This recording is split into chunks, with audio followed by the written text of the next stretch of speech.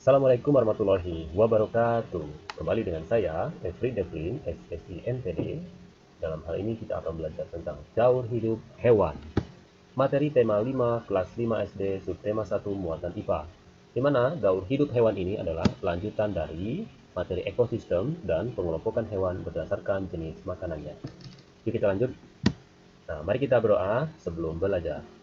Raditu billahi robba, wabil islami dina, wabi muhammadin nabiyya wa rasulah. Rabbi zidni ilma, warzuqni fahma. Amin ya robbal alamin. Aku ridho Allah Subhanahu wa taala sebagai Tuhanku, Islam sebagai agamaku, dan Nabi Muhammad SAW sebagai nabi dan rasulku. Ya Allah, tambahkanlah kepadaku ilmu dan berikanlah aku pengertian yang baik. Amin ya robbal alamin. Kali ini kita akan mempelajari yang pertama adalah daur hidup hewan. Yang kedua, kita akan belajar tentang hewan yang bermetamorfosis. Dan yang ketiga, kita akan mengenali hewan yang tidak bermetamorfosis. Nah, tujuan pembelajaran kita pada kali ini adalah kalian diharapkan mampu mendeskripsikan daur hidup hewan di lingkungan sekitarnya. Jangan lupa pakai masker ya. Ini akan saya sampaikan dan ingatkan selalu karena kita masih di masa pandemi. Untuk itu kita menggunakan masker di mana saja dan kapan saja. Nah, yuk kita bersiap-siap dan mari kita mulai dengan basmalah. Bismillahirrahmanirrahim. Yang pertama, kita akan mempelajari tentang daur hidup hewan. Semua makhluk hidup pasti mengalami daur hidup. Daur hidup adalah suatu proses perubahan bentuk tubuh yang dialami makhluk hidup sepanjang hidupnya. Daur hidup hewan dimulai dari tahapan telur hingga dewasa. Setiap hewan memiliki tahapan daur hidup yang berbeda-beda. Berdasarkan perubahan bentuk tubuhnya, daur hidup hewan dibedakan menjadi dua, yaitu daur hidup tanpa metamorfosis dan daur hidup dengan metamorfosis. Apa itu metamorfosis? Pengertian. Metamorfosis adalah suatu proses perkembangan biologi pada hewan yang melibatkan perubahan penampilan fisik dan atau struktur setelah kelahiran atau penetasan. Berdasarkan daur hidupnya, metamorfosis itu adalah dibagi menjadi dua. Yang pertama adalah metamorfosis sempurna dengan bentuk tubuh yang sangat berbeda saat muda dan dewasa. Dan yang kedua adalah metamorfosis tidak sempurna, bentuk tubuh yang tidak berubah. Hewan metamorfosis sempurna. Kali ini kita akan belajar mengenai hewan metamorfosis sempurna. Nah, pada hewan metamorfosis sempurna, ternyata metamorfosis sempurna itu hewan memiliki suatu organisme dengan bentuk yang sangat berbeda antara satu fase dengan fase lainnya. Antara satu tahap dengan tahap lainnya. Sebagai contoh adalah nyamuk. Nyamuk melalui fase berupa telur, larva, pupa, dan imago yang berbeda-beda antara satu dengan yang lainnya. Untuk lebih jelas, silakan kita perhatikan cuplikan berikut. Metamorfosis sempurna yang dimiliki oleh seekor nyamuk ditandai adalah dengan yang pertama, nyamuk dewasa bertelur di genangan air. Kemudian, telur tersebut berkembang menjadi jentik-jentik. Coba kita perhatikan. Bentuk telur itu seperti titik-titik kecil, bundar, dan pada saat dia menjadi jentik, dia memiliki perubahan bentuk yang tidak sama dengan sebelumnya atau tidak sama dengan telur. Kemudian, jentik-jentik ini nanti pada sewaktu-waktu akan berkembang dan berubah fase menjadi pupa atau kepompong. Bentuknya juga tidak sama dengan jentik dan tentu juga tidak sama dengan telur. Sehingga sewaktu-waktu nanti pupa atau kepompong nyamuk ini akan menetas dan menjadi nyamuk seperti biasa. Diperhatikan dalam gambar, keempat fase atau keempat tahapan perkembangan dari seekor nyamuk itu berbeda dari telur, jentik-jentik, pupa atau kepompong, dan nyamuk dewasa. Nah, contoh lain dari hewan yang bermetamorfosis sempurna adalah kupu-kupu diawali dengan telur, ulat, kemudian ulat menjadi kepompong, kemudian menjadi kupu-kupu. Yang kedua adalah lebah. Lebah diawali dengan telur, telur kemudian berkembang menjadi larva, larva kemudian berkembang menjadi kepompong, dan kepompong menjadi lebah. Lalat. Lalat berkembang dari telur menjadi belatung atau larva, kemudian menjadi pupa, dan kemudian menjadi lalat. Semut. Semut diawali dengan telur, telur menjadi larva, larva kemudian menjadi pupa, dan pupa menjadi semut. Inilah penjelasan mengenai hewan metamorfosis sempurna. Berikutnya adalah kita akan mempelajari tentang hewan metamorfosis tidak sempurna. Metamorfosis tidak sempurna tidak mengakibatkan perubahan bentuk yang terlalu drastis pada hewan yang mengalaminya. Sebagai contoh, belalang. Tidak banyak perbedaan ditemukan antara bentuk nimfa belalang dan belalang dewasa. Pun demikian dengan kecoa, yang tidak banyak berubah bentuk antara saat masih berupa nimfa dengan kecoa setelah dewasa. Untuk lebih jelasnya, mari kita saksikan bersama-sama cuplikan berikut. Belalang didahului dengan telur, kemudian telur menetas menjadi nimfa yang kecil sekali, kemudian nimfanya berkembang dan dinamakan juga dengan nimfa, kemudian nimfa 2 berkembang kembali menjadi nimfa 3 dan nimfa 4, kemudian menjadi berkembang menjadi dewasa atau imago. Coba kita perhatikan bentuknya. Perubahan yang terjadi cuma satu kali, yaitu dari telur dan menjadi nimfa. Setelah menjadi nimfa, seekor belalang tidak akan mengalami perubahan bentuk tubuh yang sangat drastis. Namun, mereka hanya mengalami ukuran bentuk tubuhnya saja yang berbeda dari kecil menjadi dewasa atau dari kecil menjadi lebih besar. Namun dalam bentuk tubuhnya tidak mengalami sama sekali perubahan yang sangat drastis. Jadi, oleh sebab itu, maka belalang dikelompokkan menjadi hewan metamorfosis yang tidak sempurna. Selain belalang, maka salah satu juga adalah kecoa. Dan yang pertama adalah jangkrik. Jangkrik didahului dengan telur, kemudian telur berkembang menjadi nimfa, dan nimfa berkembang menjadi jangkrik dewasa. Kemudian yang kedua adalah capung. Capung berkembang dari telur, telur berkembang menjadi nimfa, dan nimfa berkembang menjadi imago atau capung dewasa. Yang terakhir adalah laron. Laron berkembang dari telur, kemudian berkembang menjadi nimfa, dan nimfa berkembang menjadi imago atau laron dewasa, kemudian ada yang menjadi ratu dan menjadi raja. Demikianlah penjelasan tentang hewan metamorfosis tidak sempurna yang ditandai dengan bentuk nimfa. Jadi kata kunci dari hewan metamorfosis tidak sempurna itu adalah ditandai dengan bentuk nimfa. Mereka tidak memiliki perbedaan yang sangat drastis antara mereka yang masih muda dan setelah dewasa. Dan tahapannya melalui tahapan nimfa saja. Selanjutnya, kita akan mempelajari hewan yang tidak bermetamorfosis. Tentu teman-teman, selain menemukan hewan-hewan yang bermetamorfosis sempurna dan tidak sempurna, dalam kehidupan sehari-hari, tentu berhubungan langsung dan sering menemukan hewan-hewan di sekitar kita. Nah, apa saja hewan yang tidak bermetamorfosis? Tidak semua hewan itu bermetamorfosis. Ada hewan yang bentuk tubuhnya tidak mengalami perubahan bentuk saat masih muda hingga dewasa.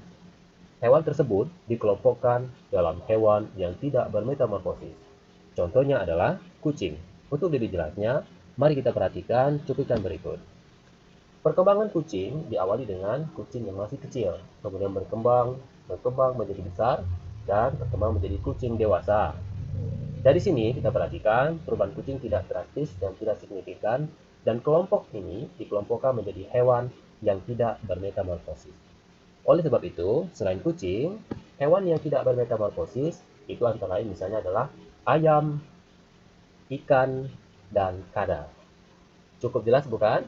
Jadi, inilah hewan-hewan yang tidak bermetamorfosis. Baik, teman-teman sudah siap bukan? Nah, setiap makhluk hidup memerlukan makhluk hidup lain dan lingkungannya untuk kelangsungan hidupnya. Makhluk hidup berinteraksi dengan sesamanya maupun dengan lingkungan tempat hidupnya. Nah, hubungan timbal balik antar makhluk hidup itulah yang disebut dengan pengertian ekosistem. Jadi pengertiannya adalah ekosistem adalah hubungan timbal balik antara makhluk hidup dengan lingkungannya. Ekosistem terdiri atas dua komponen, yaitu komponen biotik. Komponen biotik adalah komponen makhluk hidup seperti manusia, hewan, dan tumbuhan. Dan yang kedua adalah disebut juga dengan komponen abiotik. Komponen abiotik adalah komponen benda tak hidup seperti tanah, udara, air, cahaya matahari, dan air. Dan suhu maksudnya ya. Nah, sekarang kita akan mempelajari tentang jenis makanan hewan. Setelah kita mempelajari tentang pengertian ekosistem, komponen biotik dan komponen abiotik, kita akan mengetahui penjabaran yang lebih luas dari pengertian hubungan timbal balik antara makhluk hidup dengan lingkungannya. Nah, untuk itu, mari kita pelajari apa saja jenis makanan hewan. Jenis makanan hewan yang pertama adalah tumbuhan. Bagian tumbuhan yang umumnya dimanfaatkan sebagai bahan makanan itu adalah daun. Daun dikonsumsi oleh kuda, koala, ulat, atau kambing. Nah, selain daun, ada juga tumbuhan yang dimanfaatkan oleh hewan itu adalah buah yang sering dikonsumsi oleh hewan kelelawar, orang utan, dan kera. Selain itu, jenis makanan tumbuhan, jenis makanan hewan yang berjenis tumbuhan itu juga biji-bijian yang sering dimanfaatkan oleh tupai, burung pipit, dan burung kutilang. Ini adalah jenis makanan hewan yang pertama. Jenis makanan hewan yang kedua tidak lain dan tidak bukan adalah hewan lain. Hewan lain adalah, selain tumbuhan, hewan juga memakan hewan yang lain. Makanan yang berasal dari hewan dapat berupa daging, ikan, serangga, dan satu lagi adalah hewan yang mati. Nah, sebagai contoh, di sawah kita sering menemukan belalang yang menjadi makanan seekor katak. Sedangkan katak juga menjadi makanan dari seekor ular. Jadi, jenis makanan hewan itu ada dua. Yang pertama tumbuhan, yang kedua adalah hewan lainnya. Pengelompokan hewan berdasarkan jenis makanannya. Yang pertama adalah herbivora. Herbivora dalam pengertian yang singkat itu disebut dengan hewan pemakan tumbuhan. Yang kedua itu adalah pengelompokan hewan dari jenis karnivora. Singkatnya adalah karnivora disebut juga dengan hewan pemakan daging. Pengelompokan hewan yang ketiga itu disebut juga dengan omnivora. Nah, omnivora dikenal juga dengan hewan pemakan hewan dan tumbuhan. Dan yang terakhir, pengelompokan hewan berdasarkan jenis makanannya itu disebut dengan insektivora atau insectivore. Nah, insektivora ini disebut juga dengan hewan pemakan serangga. Jadi, pengelompokan hewan berdasarkan jenis makanannya ada 4. Yang pertama herbivora, yang kedua karnivora, yang ketiga adalah omnivora, dan yang keempat adalah insektivora. Berdasarkan susunan gigi, herbivora, karnivora, omnivora, dan insektivora dapat kita cermati sebagai berikut. Susunan gigi pada hewan herbivora yaitu memiliki gigi seri. Gigi seri berguna untuk memotong makanan. Yang kedua, herbivora memiliki gigi geraham untuk mengunyah makanan. Susunan gigi pada hewan karnivora. Pada hewan karnivora, susunan gigi adalah gigi taring dan paruh yang tajam yang berguna untuk mencabik dan merobek makanan. Susunan gigi pada jenis hewan omnivora yaitu gigi seri, gigi geraham, dan gigi taring yang berkembang dengan seimbang. Sedangkan susunan gigi pada hewan insektivora, mereka memiliki lidah yang panjang dan lengket untuk menangkap mangsa. Jadi, susunan gigi pada hewan-hewan tergantung dengan jenis makanannya. Hewan herbivora, karnivora, omnivora, insektivora menyesuaikan dengan jenis makanan yang dimakan oleh mereka. Baik, kita lanjutkan. Nah, contoh hewannya adalah sebagai berikut. Contoh hewan dari herbivora yaitu badak, kuda, gajah, dan kambing. Herbivora adalah hewan pemakan tumbuhan. Yang kedua adalah contoh hewan karnivora atau hewan pemakan daging. Yang pertama adalah kucing, harimau, macan tutul, buaya, ikan hiu, dan burung elang. Dan contoh hewan omnivora atau pemakan tumbuhan dan pemakan hewan, contohnya adalah beruang, orang utan, landak, dan tikus. Dan yang terakhir adalah contoh hewan dari insektivora atau pemakan serangga. Yang pertama adalah cecak, katak, terenggiling, dan bunglon. Jadi contoh hewannya banyak sekali ya.